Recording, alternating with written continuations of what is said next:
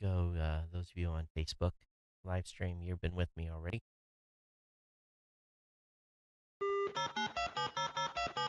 All right, people, I need a go, no-go for the Geek News Central podcast. Digital archive recorders. We're go fly. Microphone. We're go fly. Video feed. Go. Web browser. Go. RSS data stream aggregator. Go fly. Interflux Toddism suppressor. All right, I'm confused. Host readiness check. Welcome to the show. Welcome to the show. The Geek News Central podcast is a proud member of the Tech Podcast Network.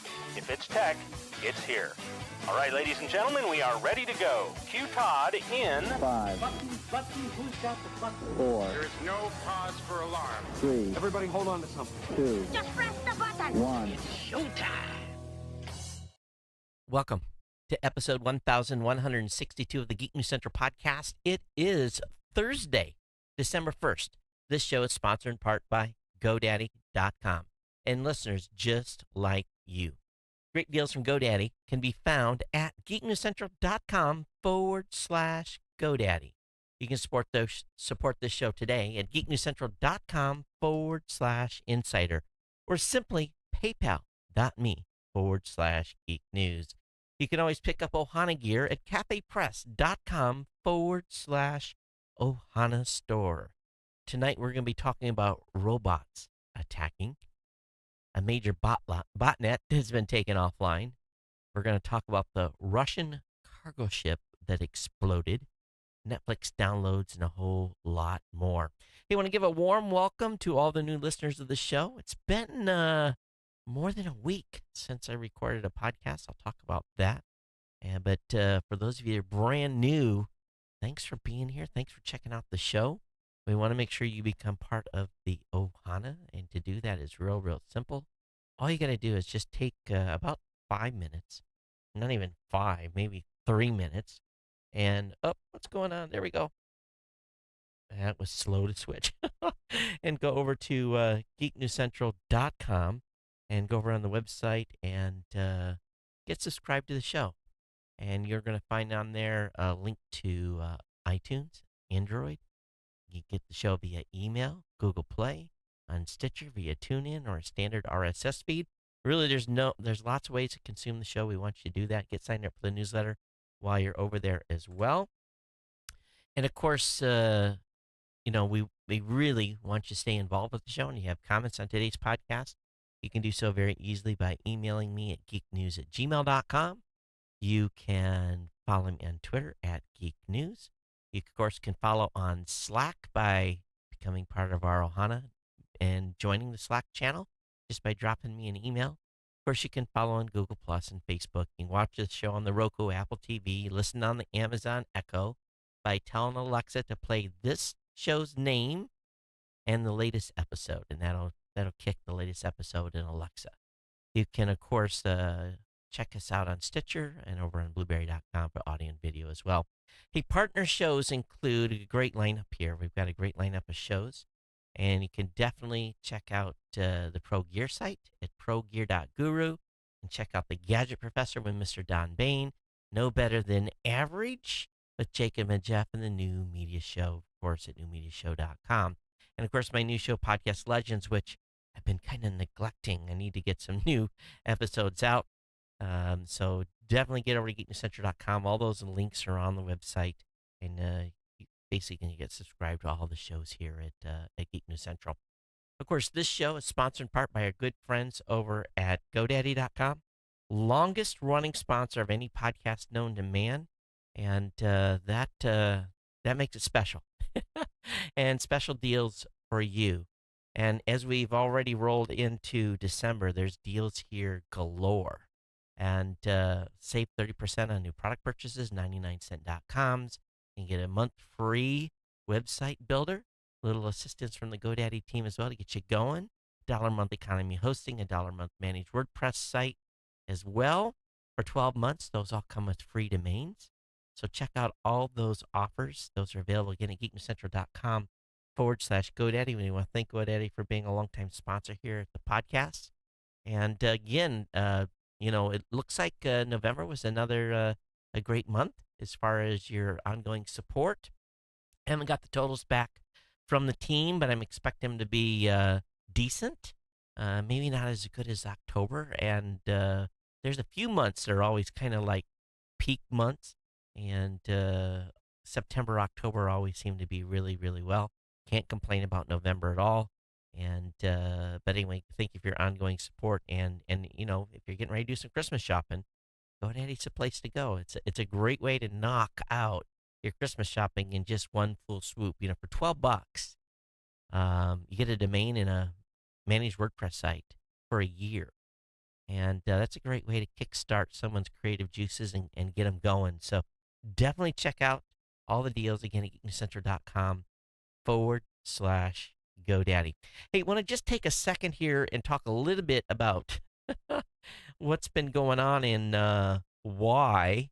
And many of you that follow me on Facebook or um, on Twitter know what happened. But of course, we had Thanksgiving, and show I was off for the show on Thanksgiving, and had a great holiday. Had friends over.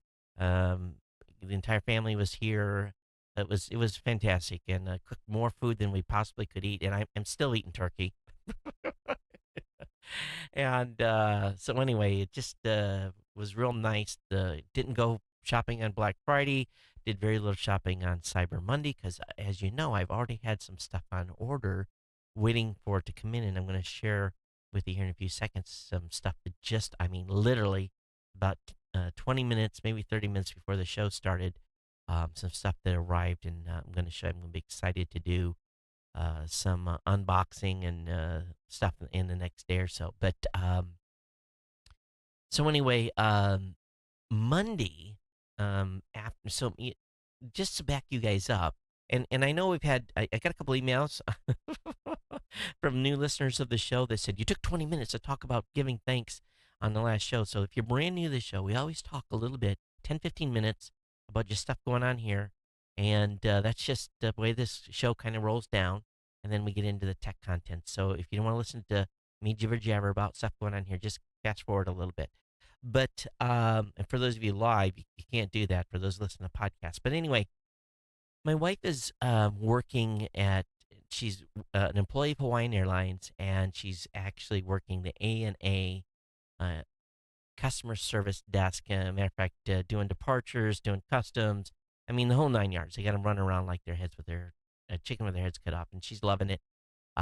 She has to leave here very early in the morning, and up to this point, we've all been leaving with her at like 4:30 in the morning because, as many of you know, we've been a one-car family here for a long time, and with her and got these new hours and everything going on, it just wasn't going to work anymore. And um, she had been looking for some sort of electric vehicle because with an electric vehicle, she gets to park free at the airport, which is fantastic. So saves me $108 or her $108 a month to park at the airport if she has an EV car. So Monday, I was pretty busy. She called me about 3 in the afternoon and said, come get me. And I picked her up, and basically, where are we going? She says, let's go to Nissan. And we've already drove a Chevy Volt. She'd already driven all the Ford models. So we got into, and Toyota really doesn't at this point have a true EV vehicle right now. And they have one coming, and there's actually some new stuff coming from Chevy in the spring. So, and Nissan hasn't updated their model in a while. So the Nissan Leaf wasn't necessarily my first pick. I think I would have allowed her to get the Chevy Volt and basically broke the boycott I've got on Chevy right now. It's because I like that vehicle a little bit more because it's an EV, but it's got gas backup, but it still qualifies for the EV plate. So we got into Nissan and drove the car and drove nice, uh, passed all her criteria, and we got in and they made a deal, great deal. Now she leased the vehicle, and the lease and ultimately what it boiled down to is with the savings at the airport for parking, the vehicle's really costing me or costing her on average after we had to pay a down payment and with everything else um about 200 a month is what the maybe 192 something in there, and of course insurance and all that stuff, and then whatever the electricity costs to charge the vehicle. So really couldn't go wrong, and 15,000 miles a year for total mileage should be able to use for 3 years. But anyway, we're a two-car family again. I'm going to tell you, I have to be a little quiet. It's like, yes, yes, yes, doing the jig. I was like, you know, and it's been a great week. A great week. We did the one car thing for a while, and it's great. But boy, having two cars again, yes. So anyway, that's that. So it was to miss the show on Monday. I'm sorry. We got in here just about the time the show was going to start, and I just didn't have time. And after dealing with dealers, you know how that goes. Other than that, if you've been following my Facebook page, you've been seeing the stuff I've been talking about CES and some other stuff, some videos I put up. So don't, definitely scroll down the page if you haven't looked at that stuff that's already there at facebook.com/Cochran. And you'll be able to get into, the nitty gritty of what's going on there. But everything's moving forward. But one thing that did come, and I told you guys it was coming because Raw Voice had updated, is I moved up to the iPhone 7. And the only reason I really did, because my iPhone 6 was still good, was the company just, everyone in the company moved up in phones. And so, I'd been holding back. But what I have found so far, and I've got, what I did to kind of mitigate, I had this big issue with the headphone gone. So I bought extras of these lightning to headphone jacks. I have them attached to anything that I have that has got a headphone on it. I'm not, so they're basically attached and then a little bit of heat shrink to keep them together so that I won't lose these things. I'm not going to be carrying them around separate. So I bought enough of these to, at $20 a piece or whatever they are to, cover all items. So that's what I end up doing with, basic. But so far, here's the thing. This phone is absurdly thin. Other than that, with the haptic feedback on the home button, it is a little, it's, I would say 25-30% faster than my iPhone 6. But other than that, is really the main difference. Migration move over to Apple simple as pie. But, I did buy a couple extra cables. I did buy, where did I put it? So I can, if I get in a situation where I need to run a charger, so I bought the Griffin. This is, actually only additional adapter I bought was the one from Belkin, actually. It's got the dual plug on it. And that's the only thing that I'm actually going to carry in my computer bag. So we're going to go for there. And I did order one Bluetooth headset to see, one with a headphone to see where that's going to happen. We'll talk about that later. But so what I've been waiting for 2 months. You guys know I've been talking about this. Been waiting for DJI to deliver the Mavic Pro. That arrived. So, I'm jazzed that the Mavic Pro is here. Perfect timing for being able to get this thing, flight tested and being ready to go to Vegas and CES and all this other stuff that I'm doing with the new vlog. One other thing I did purchase on top of that was the Osmo Mobile. You guys know I've got the Osmo with the camera, but I'm much more excited about the Osmo Mobile because I can put the cell phone in, and it does the same thing as the other device, except I use the cell phone. So this is going to work out great. So the Osmo Mobile's here as well. So yes, my Christmas shopping is done, and then some. So and the credit card bill is yet to come. So that'll be next. And thank you for supporting the sponsor. Let's be straight up. Okay, so anyway, I'll give you guys reports, and I'll have some videos on the Mavic Pro. There's 100 of them out on YouTube already, but we'll do something a little different. And I've got some Hawaii people that have come to me, and we're going to do some unique sponsorship stuff here in Hawaii. So I'll be talking about that in the separate YouTube channel as well. I'm just getting started, and it's in the show notes. I want you to subscribe. So again, I've talked way too long on this other stuff. We'll get into the tech. Everyone that's on Facebook tonight, thanks for being here, and YouTube as well. Thanks for tuning in. So yeah, got good. Got folks up and on both streams, and the chat room is open. So if you want to say hello in the chat room at live.geeknewscentral.com, feel free. But I think that gets me into where I can switch and we can get into tech mode. I want to thank everyone for being patient. I really, really do. I know that there's been a few shows missed with travel and holidays and everything else. Thank you so much for being patient. It's good for my soul and good for you that show, basically keep on cranking here. Again, the Monday show wasn't really, I didn't mean to miss Monday, but I think you guys can understand the excitement of going from one car to two cars for the first time in 3 years. Never was a financial situation. It was more of, how should we put it? Bonding time. But I'm happy we're back to two vehicles. Also, I'd asked for some of you to try to find me some white paint pens. I scored some. I was able to find some here in Hawaii. So those of you that have emailed me and said that you found some and would be willing to ship them out, no need. I've got them. I bought some Deco Color ones. Worked out real well. So and these are fine tip. These are beautiful. I'm good. So thanks to all of you that emailed me said that you could ship me some. I do. I definitely appreciate it. Okay, so let me go ahead and get into the real stack of stuff that I have tonight. And I want to talk a little bit about robots. We're talking about, the drone, the Mavic Pro. I got a regular DJI Phantom 3, which, more than likely I'll be selling at this point.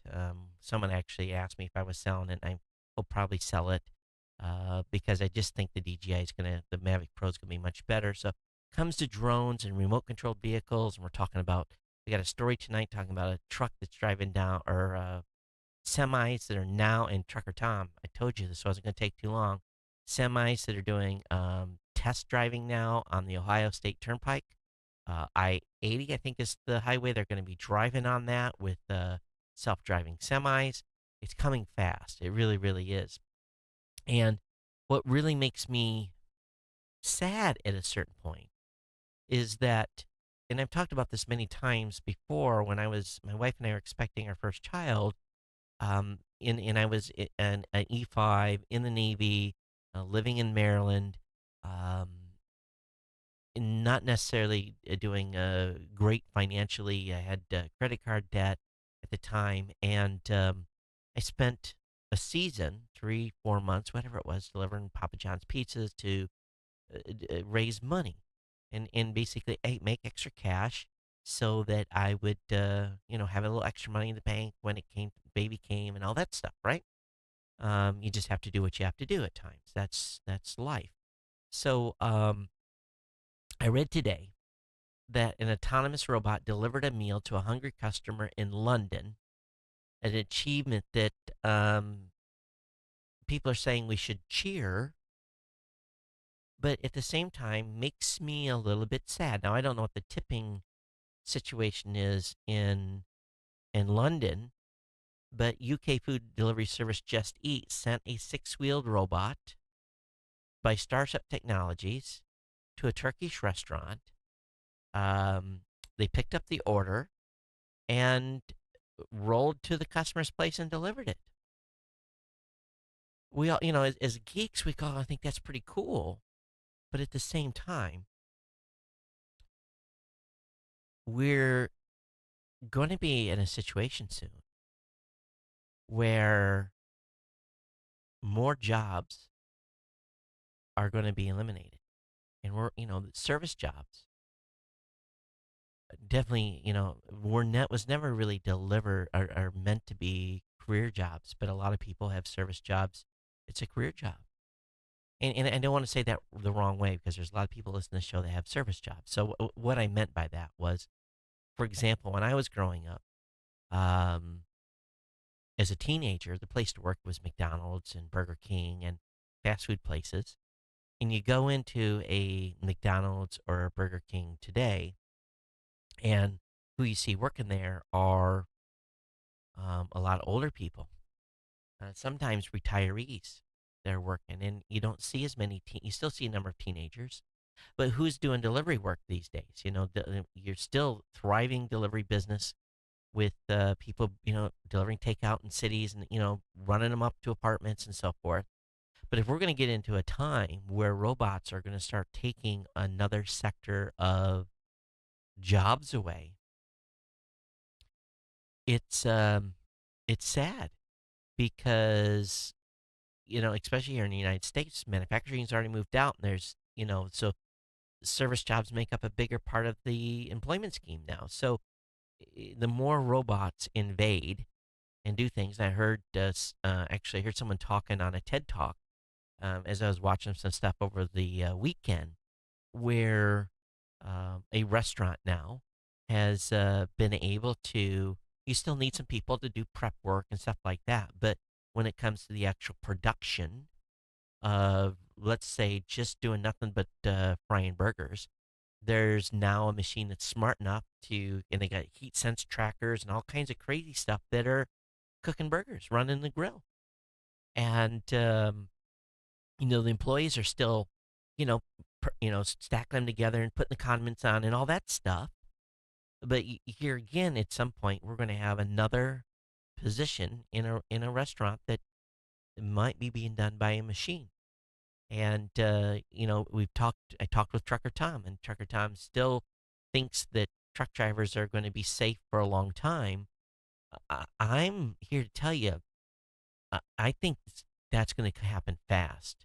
I think you will see autonomous trucks on the road before before in mass, before you see cars, because you look at the cost of a big rig, and you look at trucking companies, and if a trucking company can spend, let's say, extra $50,000 on a rig to make it an autonomous driving vehicle, sure, the short hauls from the exit point to the delivery point may still have to be done by a human, but I just think that at some point here that we're going to start to see more impact on our livelihood and people's livelihoods by robots invading more than they have. It already's happened in the manufacturing.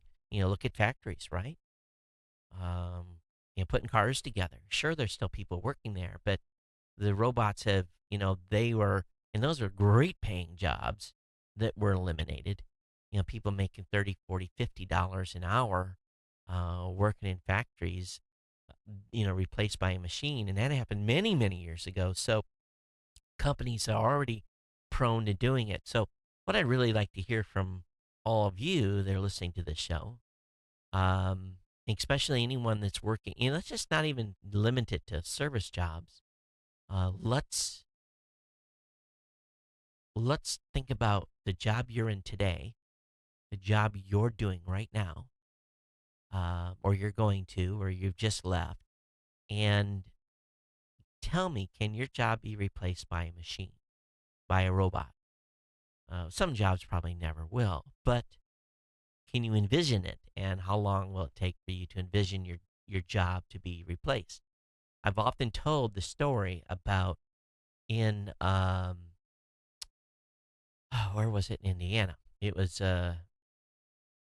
well, there was a essentially a factory had been upgraded with robots, and the unions had been able to protect the jobs of the employees to the point where if they put a robot in it and it eliminated three jobs, those three people couldn't be fired. They were supposed to be reassigned to another factory or brought in when needed. And basically, they would have and it took a while, but you'd have a building full of people showing up, eating their lunch, sitting at at a table in a building all day, pulling a paycheck, um, because their job had been replaced, but the union had protected them enough that they didn't lose. They basically couldn't be fired. But at a certain point, that ran out, and those positions were eliminated, and so it's happened already in a big way. So here we have a service. You go back to this London delivery. Cameras, sensors, it keeps the food warm. Probably drives pretty fast, can avoid traffic and people.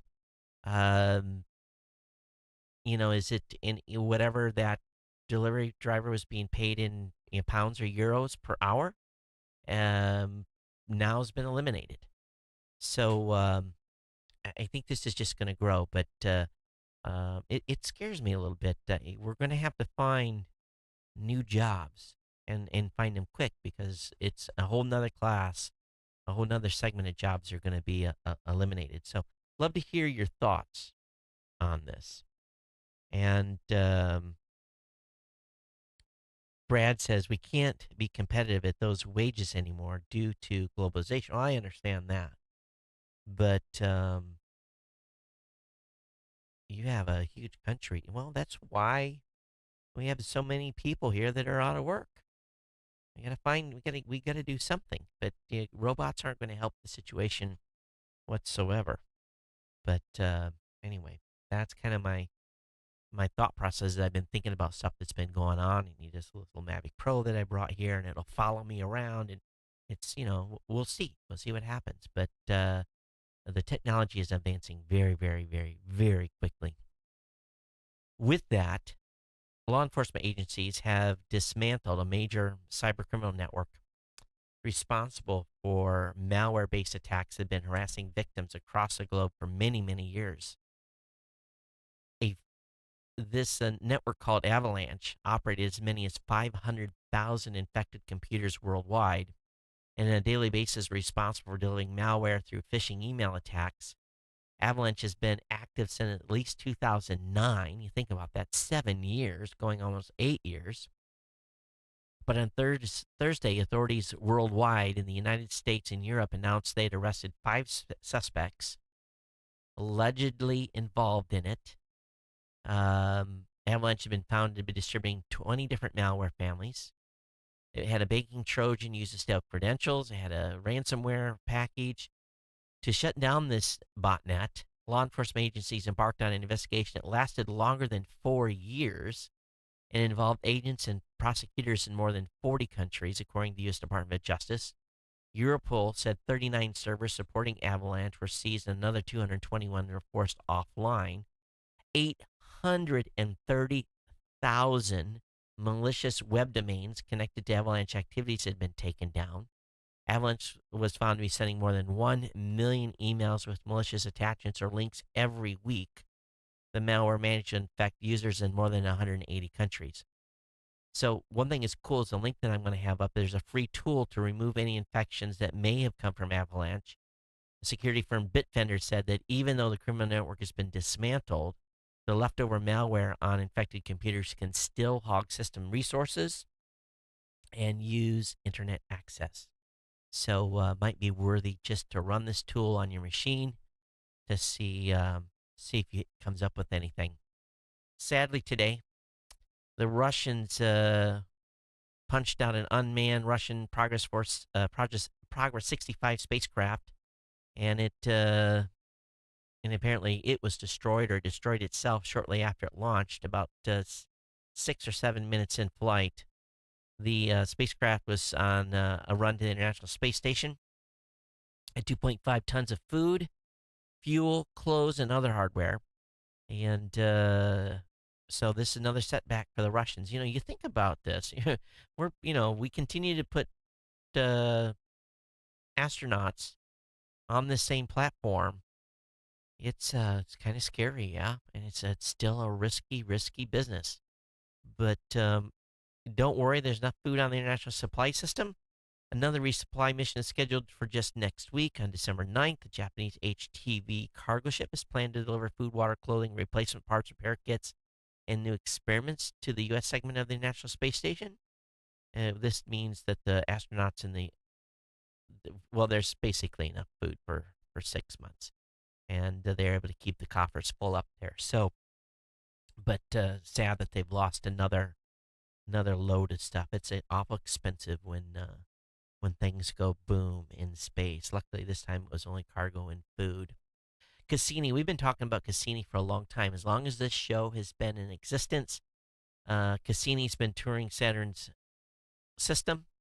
NASA's Cassini spacecraft is about to enter a new orbit, and one that will take the probe close to the planet's famous rings, followed by basically it's going to drive itself into Saturn.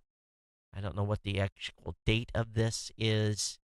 Cassini's been traveling through space for 20 years. Took a long time to get to Saturn to begin with.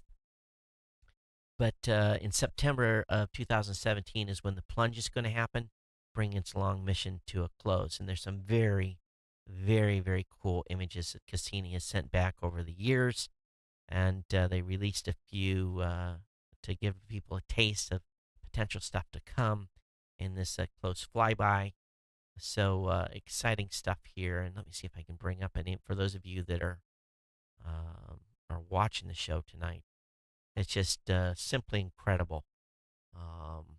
And of course, I'm sure this is an enhanced image, but the just the beauty of the Saturn rings are very, very impressive. Okay,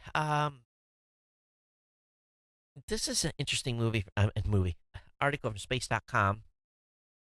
You guys know what MRVs are, right? Multi reentry vehicles, usually attached to a missile that has reached an apex and then drops individual warheads that make very big explosions when they come to the ground. Well, multi reentry vehicles have been around a long time. More countries have or are developing long range missile technology, including systems that carry multiple warheads. And both China and Russia possess MIRV capability for their ballistic missiles. In 2014, reports confirmed that Iran had also developed the multi-reentry vehicle MRV for their ballistic missiles. So the U.S. Missile Defense Agency awarded contracts to Raytheon, Lockheed Martin, and Boeing to begin designing what is known as a multi-object kill vehicle, MOKV, which could destroy several objects in space with a single launch. So 10 years ago, there were single kill vehicles on a single interceptor, kill vehicles the size of a toaster. So the MOKV program is the latest iteration, and this is part of the space defense system. So, but apparently they're going to do some tests and should be ready to go to start knocking some stuff out, according to this article, in 2018 or 2019. So American taxpayer dollars continue to be spent. We just need to get rid of all that stuff. But bad guys aren't. That's going to be the continued problem here. How many of you? This is just a. Oh my goodness! This is an amazing tool. I wish I'd had one of these years ago. How many of you have ever had a bolt and a nut that just was rusted so bad you could never get it apart? I was lucky when I was growing up. My dad had acetylene and oxygen torch. Basically, I could heat up a bolt, and nothing like an acetylene torch to basically break free rust and get a bolt off. Well, I don't have that pleasure anymore. I don't have acetylene oxygen tanks here in Hawaii, and when I get a bolt that's stubborn, it often just doesn't come off. I WD-40 it or do whatever I have to do. And I think we've all been there, right? Fellas and ladies, if you've had one of those nuts that just wouldn't come loose. Well, there's something called a nut splitter, and it's simple. It's just a simple tool that, and I saw this, I'm like, this is genius. It's basically a chisel on a screw head that you basically put up against the bolt, and you hold it with the wrench on one side, and you crank the other side to push the chisel into the bolt, and you split it. Now, depending on the type of bolt, if you have depending on the class, some will be easier than others, because yes, there is different hardness in bolts and nuts that are out there. But when I saw this thing, this has got to be the ultimate stocking stuffer, $20. And when you see this thing in action, you watch the video, you're going to be like, toolbox, I need one. Amazon, it's available on Amazon. You just can't. It's simple. It's a pure work of genius. This guy's going to get rich. He's going to sell millions of these things. Because you just never know sometimes you get so frustrated, you just gotta, either that or any. Sometimes you can't use a torch around something. Maybe it's in between plastic or whatever. But that's a tool geek out right there.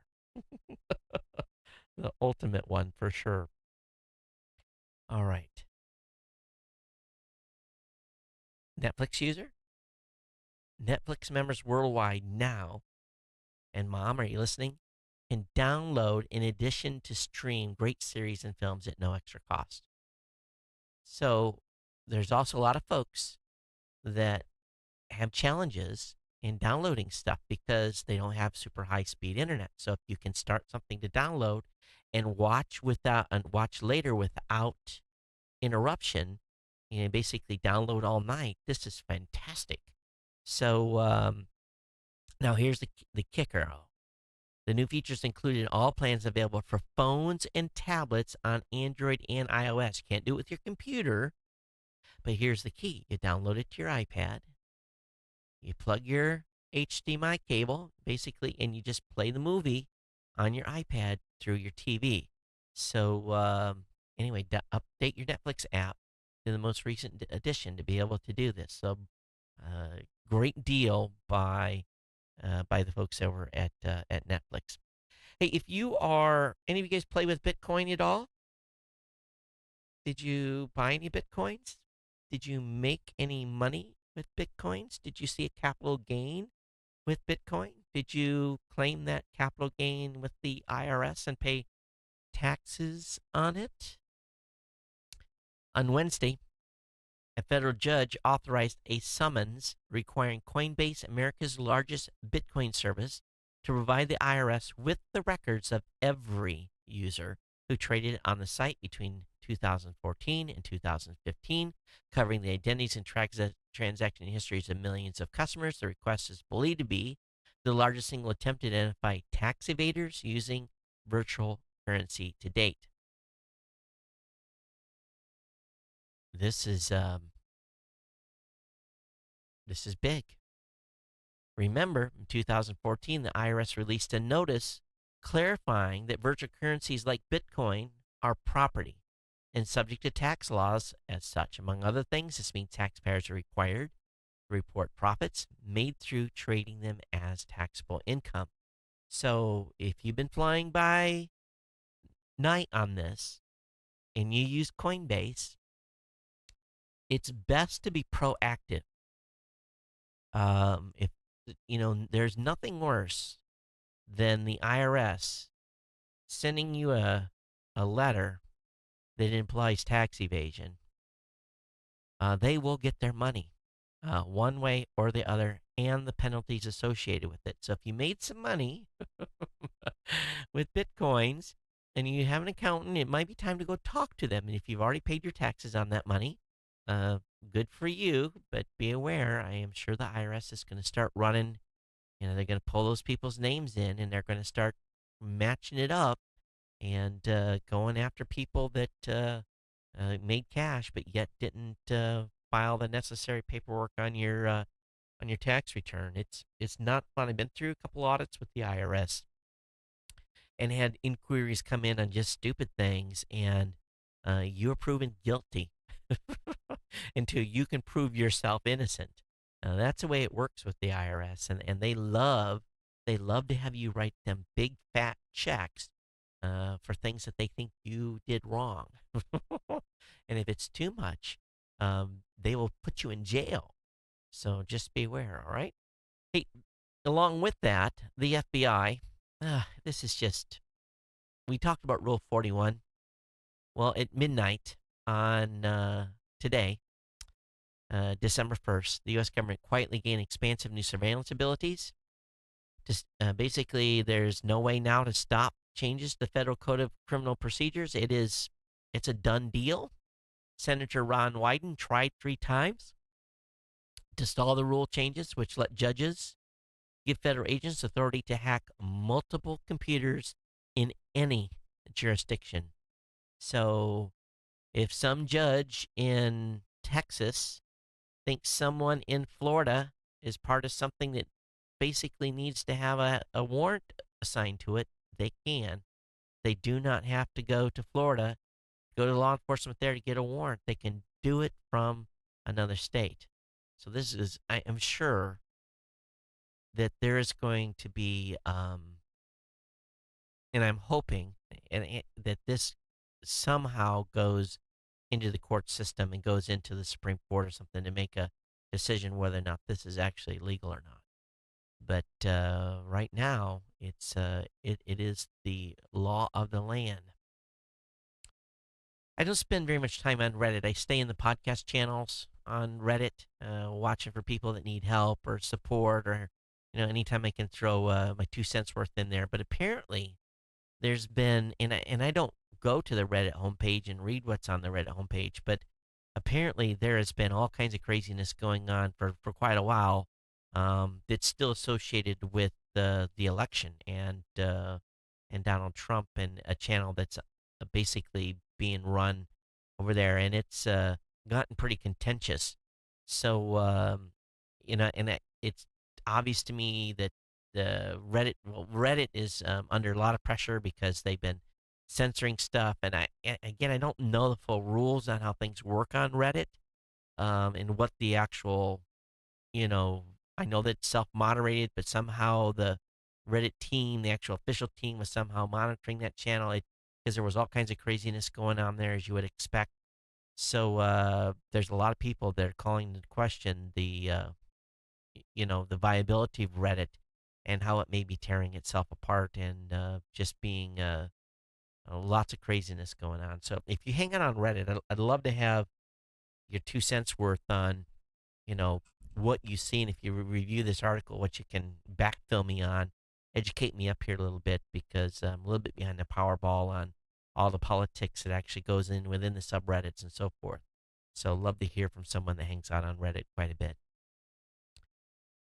There's a cool site that will scare the heck out of you. It's called click. I didn't even know there was a top level domain called .click, but there is. So if you want to see if you want to see everything your browser knows about you, go to click.click. That's the website, click.click, and it basically will give you some surprising information. And I won't link to it. I'll link to the article about it, but definitely check it out.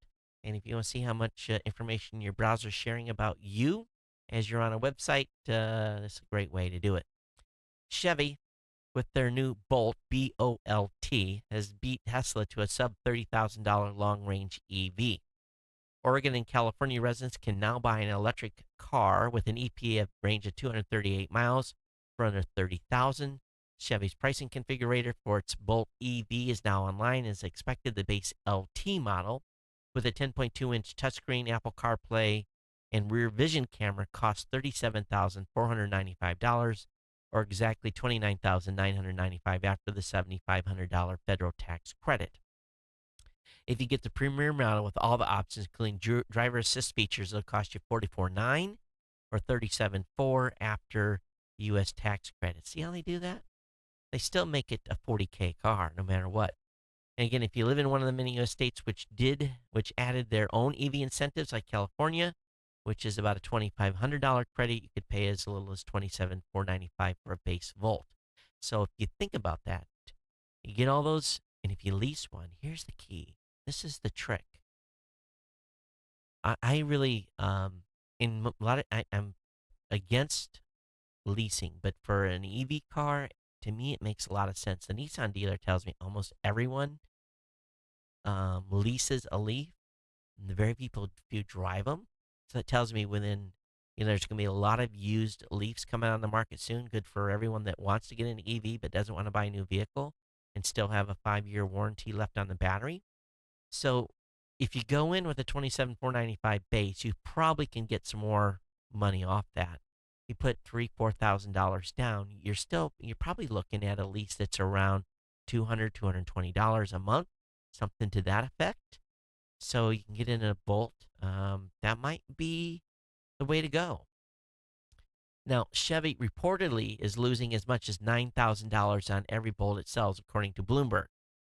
However, hitting EV targets allow it to sell more of its profitable gasoline-powered vehicles in green-centric states like California and New York. It's also a way for GM to lure young buyers who would otherwise avoid what they see as a stodgy company. And so anyway, the Chevy Bolt is available. My wife, if the new Tesla, the $34,000 Tesla had been available, that's what would be in the driveway. She'd have bought that. And she was mad when she found out there was like a 2-year wait for that vehicle. And I said, well, put your $1,000 in, and and then about 2 years, I've got 161,000 on my car. See where I'm going here, folks? Um, we'll be able to pick up the Tesla in a couple of years, and then when you turn in your car, I'll give you the Tesla, and maybe I'll go to the higher model. No, we'll have to have gas something here. I can't rely on because she's already kind of finding out that getting on a charger sometimes a little bit challenging. She's only had to charge the car twice, and really didn't need to, but she gets in 70 or 60 mile range and she gets a little nervous. She hasn't run it down below about 50 yet, but with 238 miles, it gives you a little more breathing room, a little more options. You don't have to charge as often. You can go 2, 3, 4 days if you're driving like I do to be able to put before you have to put the vehicle on a charger somewhere at the house. Okay, so moving on here to the next topic. And by the way, any EV owners out there, have you done the dryer trick? Bought the kit to basically put a plug into the dryer, it gives you a split, where one side of the dryer plugs in to remains your dryer, and the other side you can plug your high amperage charger into. Have any of you done that trick? If you have, I really want to talk to you. All right, Amazon lets Prime members add HBO and Cinemax to their plans. This is big. This is big, big, big, big, because I was looking through everything. I think that we can maintain the channels we want to watch now because we can add HBO and Cinemax to Amazon Prime.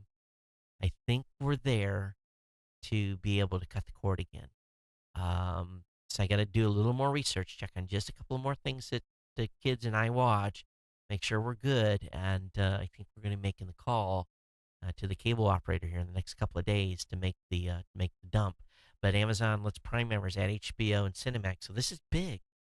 This is big, folks. This gets you there, and of course, I'm not buying anything from AT&T, but AT&T's got that new streaming service. So for those of you that are looking at that, that's an option. So it's much better on that home front right now if you want to maintain some of those channels that you really like that you couldn't get before, okay? All right. Next topic.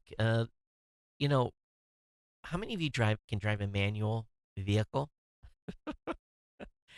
What was one thing I sat in my wife's car and I was like, that's just a switch, honey. And it's really a little knob you pull down, you drive or reverse. There's really no in between. And I thought, I kind of scratched my head a little bit on that. I know a lot of people have never owned a vehicle with an automatic transmission. If you drive any type of a sports car or something like that. But they believe that by the end of the next decade, manual transmissions may no longer be an option in the United States as gas-powered vehicles have been moving away from clutches for a long, long time.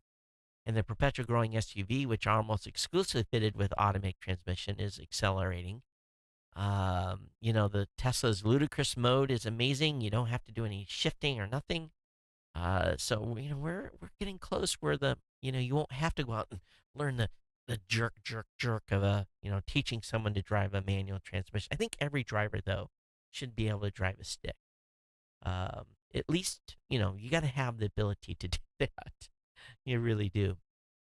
All right, Pebble. If you're a Pebble fan, I got my Pebble watch here on the counter. It's not charged up, but this is one of the original ones, and it's the Model 301 Black. Pebble supporters are not happy. Rumors that it's going to be selling itself to Fitbit. That's the rumor on the street for about $30 to $40 million, and maybe the days of Pebble are numbered. So if you're a Pebble fan, just be aware of that. I like Anchor products. Matter of fact, I really like their backup batteries. They do a really good job. Anchor is a interesting company. They've got a lot of a variety of different just stuff that you need, accessories and stuff, car chargers, that kind of stuff. But Anchor's final Cyber Week push includes deals on batteries, cables, speakers, and more. So just be aware that the Anchor sale is ongoing. Again, I really love their backup batteries a lot. So I've had great success with them over the years. So definitely check out the. And again, don't have any dog in a fight here, not providing an affiliate link, which I should. But if you're looking for battery backup, Anchor's a good product. All right, President-elect Trump's FCC. It's pretty obvious where we're going here. Supporters of net neutrality preparing to defend the FCC regulation passed 2 years ago in the face of what has increasingly looked like a determined effort by the new administration to basically get rid of it. Earlier this week, President-elect Trump named a third person to the FCC transition team, and as with the previous two, she is a vocal opponent to net neutrality. And net neutrality means different things to different people, but it makes it easy for special interests to manipulate it to a narrow political agenda. So we're probably going to be in a fight for this. And I think the only way that we can keep some of the net neutrality stuff in place, if you are in favor of it, is you need to get on the phone. You need to start, dropping the dime now and making the calls and basically getting your, because this is something that could drop pretty fast after President-elect Trump is sworn in. So just be aware that net neutrality is definitely going to be a battle. I've talked about it twice already since the election. You guys know I'm a big net neutrality supporter. So this is something that's forthcoming. Many of you are science fiction and fantasy book readers. I'm always looking for suggestions on those books. The Verge has got 13 science fiction and fantasy books you can't afford to miss this December. It's a great list, and I love it when there is great book reviews and suggestions. So most of the stuff I think you can get on Amazon, not on Amazon Kindle Unlimited. So a link will be up in the show notes for this. It's always, if you've read a good sci-fi series, share that with friends, family members, and me. Just like you share my promo codes. There's been several serious accidents recently, not on self-driving mode of Tesla Model S, and even one on the German Autobahn. Everyone's walked. Even with the vehicles going airborne and a variety of different really rough accidents, and it's bringing the point home that the car's got a pretty significant safety standard. Is in basic your survivability. People are still getting hurt, but in most cases walking away from accidents that would otherwise be in some vehicles fatal. So I'll have the link up in the show notes on that. Hey, it looks like SpaceX is going to try to get one off the pad on December 16th. They've applied with the FAA for a license to launch. So apparently we are about ready to launch some Iridium next generation satellites, 10 of them in fact. So if everything goes good, the next SpaceX is going to have an opportunity to attempt to get one off the pad and not blow one up anymore. They appear to have figured out their fueling issue and are ready to go. So, that's one thing about commercial. If this was a government-run company that had blown up a rocket on the pad, they would have been, many, many, many more months. They got through the bureaucracy much quicker over there at SpaceX. So good luck with them on their next launch. How many of you watching Westworld? I think I've missed episode 9. I think it came out and I blew it off. But this series is got me enthralled. It really, really does. And there's a spoiler. If you don't click on the Westworld link tonight, if you haven't watched the latest episode, I started into it. I was like, and I stopped. So I can't tell you anything that's in this article. I don't want to. And if you haven't watched the Westworld series, start Saturday morning. and you'll be finished Saturday night. You will not. You'll do them back to back to back to back. There was a emergency evacuation of Buzz Aldrin. He was down in Australia. He's only been down Australia in Antarctica. He's only been down there a few days. Apparently, he got sick. Maybe it looks like pneumonia potentially, water on the lungs. So he's in a Christchurch hospital now. But he did get out. There was some concerns that he basically was a Twitter trender for a little while. Thought that maybe he had died, but no, he is receiving care in Christchurch, and we wish him a fast recovery. How many of you have purchased a new MacBook? How many of you are still being irritated about the lack of ports and not being able to put an SD card? Have I got the crowdfunder for you? This is a crowdfunder that I wish was ready right now. This is, oops, an awesome. Now let me see if I can bring up a better. It's called Line Dock. It's the thinnest and smartest laptop power bank. Plus, it does all the stuff you wish your new MacBook Pro would do now. So I just bring up the article that's on BGR and see. I don't know if there's a picture of it on this site, but really, what it is. You remember those cooler pads that we used to use under our laptops? You'd have one of those on your lap. You have your laptop on it to keep you from burning your legs. I think I still have one around here somewhere. But this is basically not only a battery extender, but it's got all the additional ports that you've lost. Has a SD card reader. It's got, and plus you can take it with you. It's got the same bottom form function as the current MacBook Pro.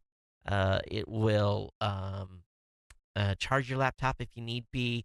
You can charge your other devices. It's got a huge, like 20,000 mAh battery. It's got an SSD built into it. This is the way to go. So, pretty cool. Well, you can put the SSD in, and it's not built in, but it's $150 on a crowdfunder. So, definitely check that out if you are in the market for something to really to kind of, and you can leave it on your desktop, and it's smart. This is a really really good one. It is a good article on Roadshow, and China has decided to add a 10% tax on high-end vehicles. So if you have a vehicle in China that sells for more than $189,000, it's going to cost you another $18,900 to buy it in China.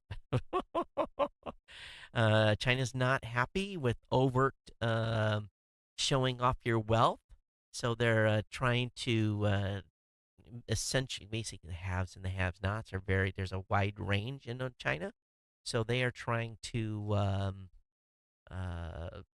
discourage the purchases of these expensive high-end vehicles.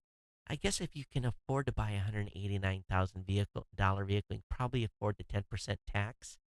So, but both BMW and Audi told Reuters that the cars they sell that fall in this price bracket comprise very little of their respective sales numbers in China. Of course, there's the populace that can actually afford that kind of a car is good, but if the 10% tax on that, you're gonna it adds to the governmental coffers, right? Angelo, my CEO from Raw Voice Blueberry, has been at the AWS reInvent conference all week. He's coming home with a bunch of stuff he won and full of ideas. And they've announced some cool stuff this week with AWS. And AWS is trying to protect its customers from denial of service attacks with a new service. It's called Shield. There'll be a free level for everyone that's running like an EC2 instance on AWS. And then there's going to be a higher end version for customers. So this is smart by Amazon and what they've done here. So lots of other announcements that came out this week as well for devs out there. It's fantastic. If you're an AWS expert, you got to drop me an email. I'd love to talk with you. But anyway, so lots of stuff going on with the reInvent conference that wrapped up today. So we'll watch the additional news and the implementations that are coming out. But I have a couple articles linked for you. All right. Short-term memory. How many of you remember what you had for breakfast, or maybe you just finished breakfast? How many of you remember what you had for dinner last night? Um, Most of us, if you tried to remember something from last week, you wouldn't necessarily. Um, if I could read, my daughter would kill me, but I would love to read. She sent me a question today on text. She hasn't been feeling well, and she sent me this text, and she says, da da da da da da. I'm like, do you want a picture? I'm like, no, do not send me a picture. And it was a topic about bodily stuff, and I called her and I talked to her. The things your kids ask you, and she just sent me a text saying that everything's well. We're far enough into the show that she won't know, but especially when they're like, "Can I send you a picture?" I'm like, Don't, please don't send me a picture of what you're discussing. Your description is okay." And so if you guys can only imagine, she was a little. Oh man, I know too much information. Sorry. All right, so there's an article on The Verge talking about stimulating the brain and how it can bring back forgotten short-term memories, and they're doing some sort of magnetic resonance to the brain. Let's be careful here. Even though there was a study published in the Journal of Science, research was led by the University of Notre Dame. They discovered that people remember things short term, even when things aren't, when the neurons aren't firing. And if you forget something, they've got a way that they can basically trigger to get information out of short term memory. And when I hear stuff like transcranial magnetic simulation, no one is putting something on my noggin and doing any I can't even pronounce it, transcranial magnetic stimulation. No, I'm not doing that, because they say it's a non-invasive way of stimulating the brain. Okay, what if it lowers my IQ by 50 or rearranges the ones and zeros?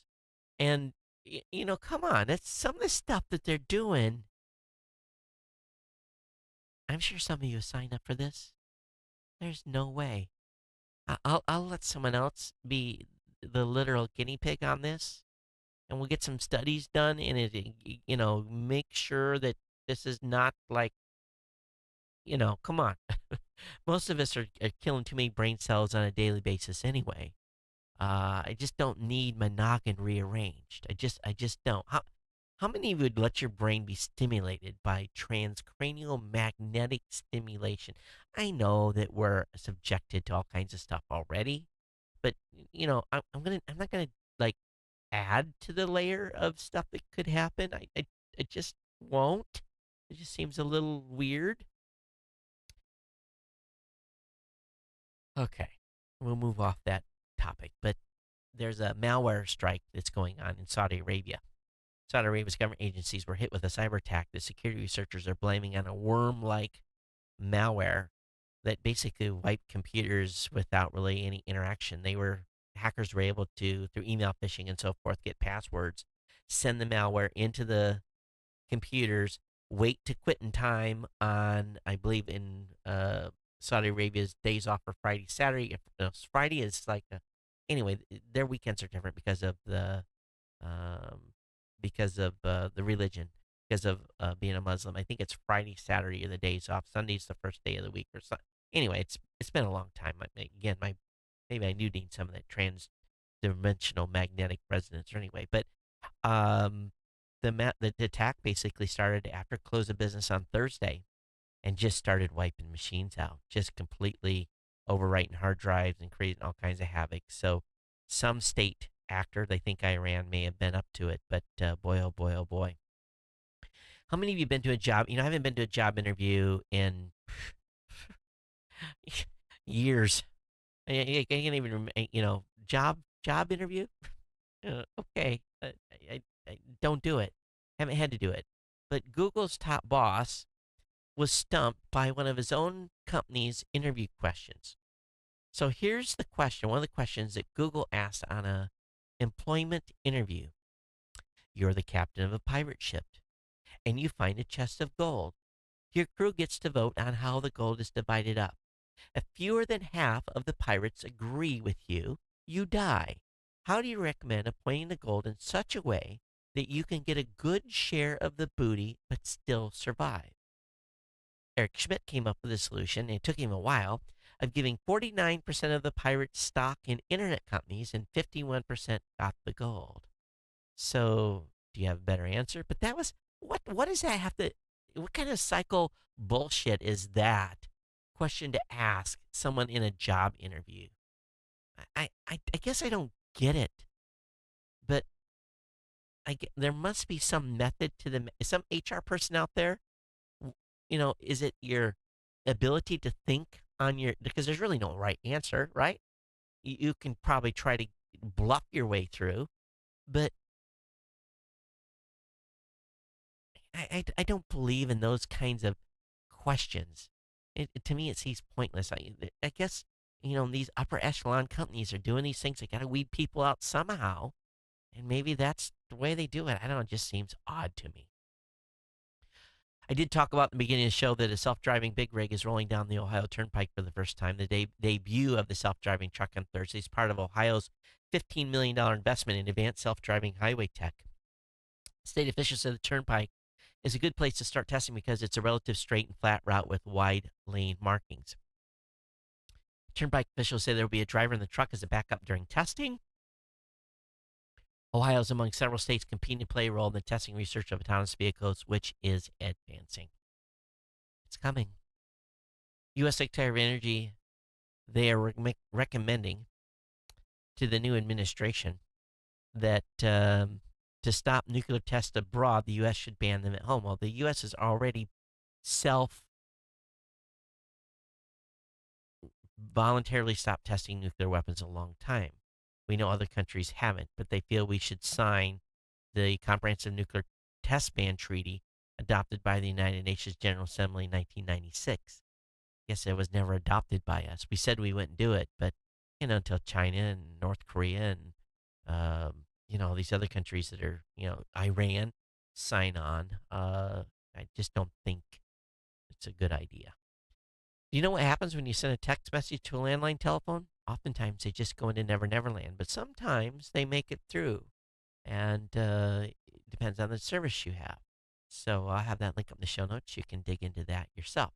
Hey, in Florida, one good thing that came out of the election was that the citizens of Florida showed interest in solar energy by rejecting the anti-solar Amendment 1. So this is big. Florida's been really anti-solar. I mean, the power utilities in there got all kinds of stupid stuff enacted. So Solar City is going to expand into Florida after a long battle against local utilities. Good job, Florida. Good job, Florida. Another, solar installs here in Hawaii have dried up completely. There's like very few systems going in. It's bad news for the industry here. Also, if you live in UK, you're going to love this. You guys knew that this new investigatory power bill went into effect, right? But did you know the politicians exempt themselves from the new wide-ranging spy laws? The decision of MPs and other legislators have extra protections was the first in a long line of amendments made to the bill. So if you're in the UK, politicians again have exempted themselves from Britain's new wide-range spying laws. The Investigatory Powers Act doesn't apply to people in government. Isn't that some BS? Wow. Wow, wow, wow. Sounds like some people need to be replaced over there. All right, finally tonight I got some fun articles here. Let's see where we're at on time. We're not doing too bad.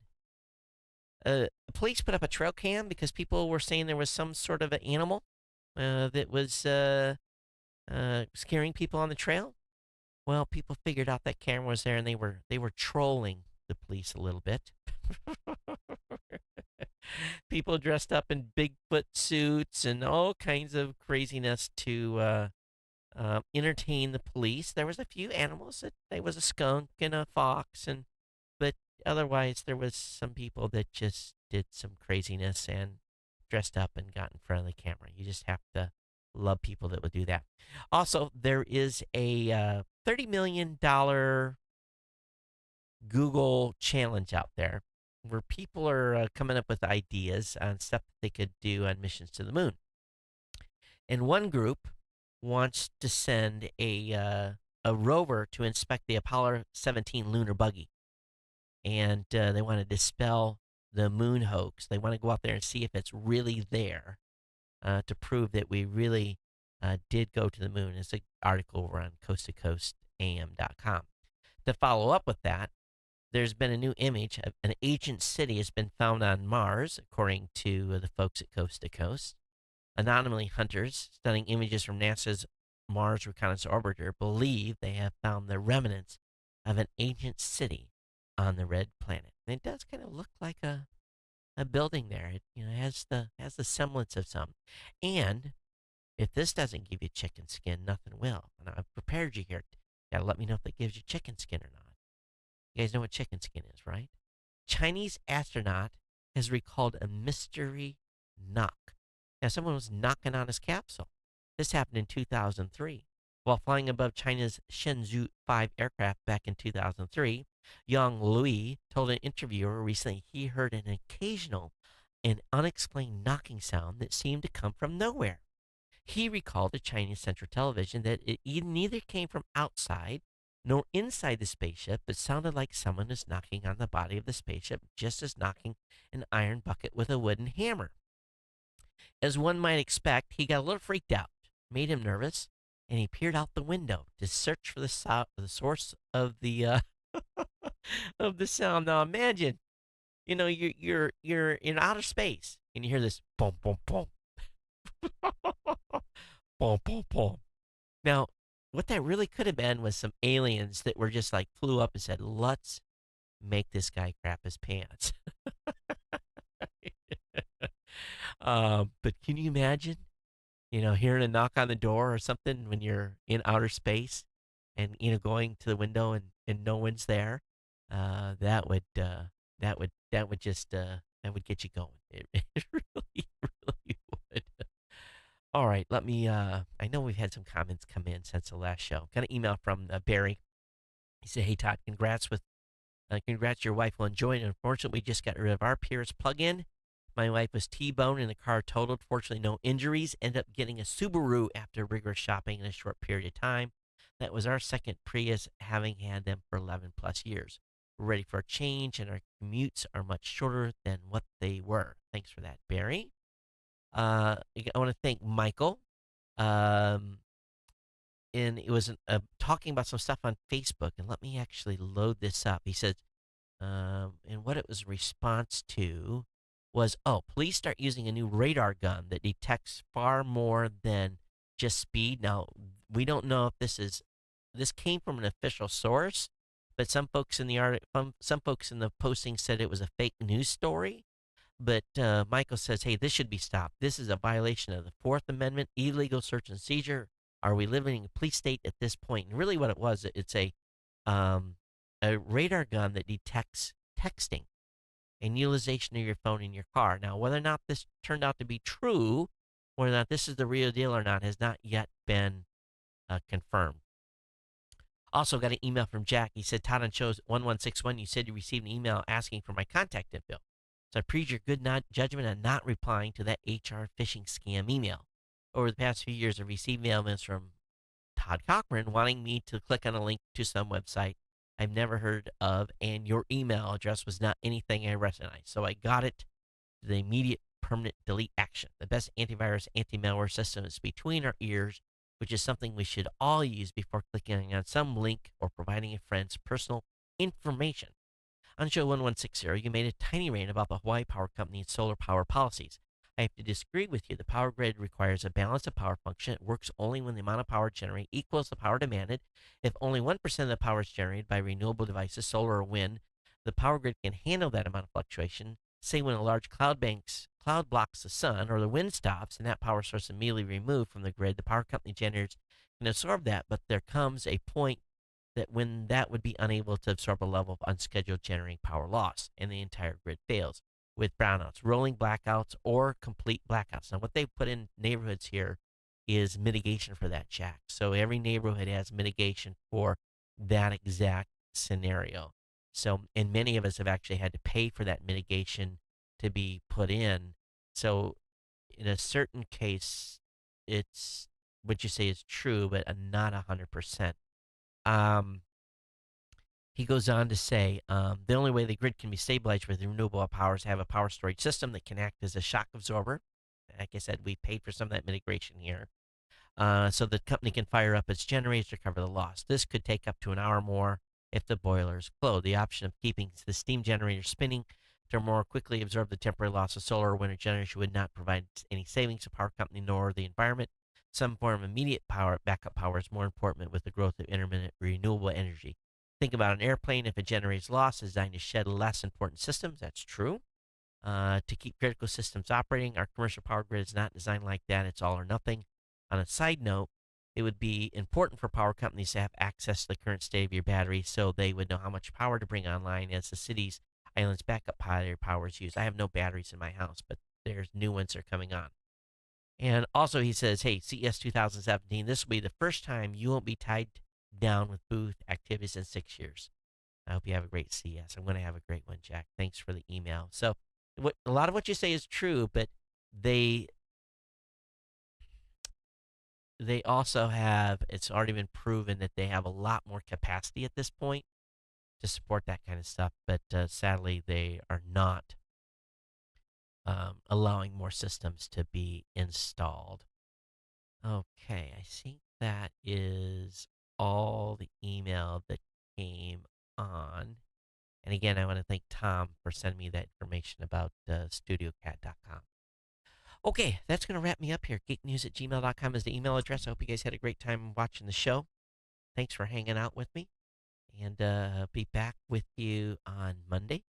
Normal schedule here all the way through the time I have to leave for Vegas. But I hope everyone had a great holiday. And hope you all had a successful Black Friday and Cyber Monday. Just didn't find the deals. You know what I didn't find? What I was looking for on Cyber Deals?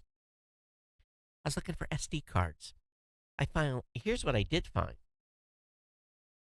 I found inexpensive micro SD, but I didn't find SD cards. I guess I can just use the adapter on these. These were cheap enough, but I was looking for deals on SD cards, 64 and 128 gigs class 10s, and those just weren't on sale this year. SanDisk was they're the ones that had a big sale on micro SD, but not full SD cards. But anyway, that is that. Hey, definitely subscribe to my new YouTube channel. Link is in the show notes. We're slowly climbing in numbers over there, and I hope that you will go over and just check it out. I'm having fun with it, and I'm starting to learn some new stuff. Basically, make sure I don't point the camera up my nose. That I did a couple times, was kind of gross. Don't have to worry about that here because the camera's higher than my head, so you won't have to look up my nose on this show.